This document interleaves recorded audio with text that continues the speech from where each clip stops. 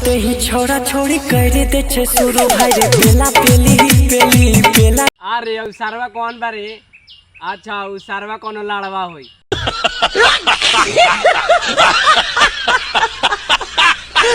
तो का हाल बा करे जा लोग?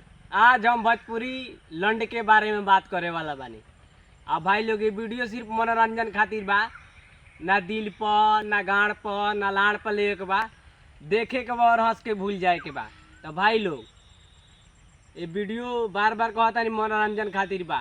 तो भाई लोग बिना कोनो लाड़वा लहसुन के वीडियो स्टार्ट करल जाओ आ चलो भोजपुरी के लंड के बारे में बात करल जाओ। ते ही छोड़ा छोड़ी कर दे छे शुरू भाई रे पेला पेली पेली पेला।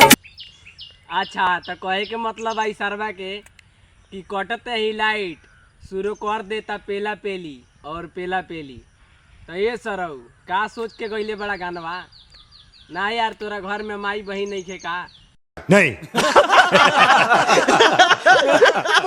ना ये कर बहन चुद इहो कोनो गाना है शुरू कर देता पेला पेली। ए भैया जी ये से बढ़िया सीधा गा देता एक बहन चुदो कि सेक्सिए गा देता लाड़वा गाना गईब।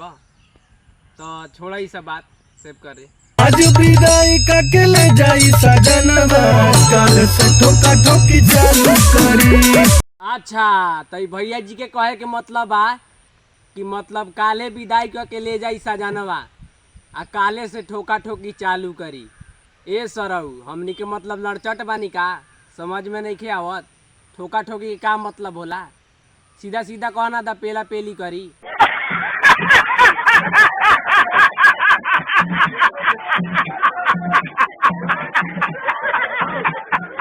ना यार इहो कोनो बात भेल यार, ठोका ठोकी चालू करी। पेला पेली भी तो हो सकेला यार, पेली पेला।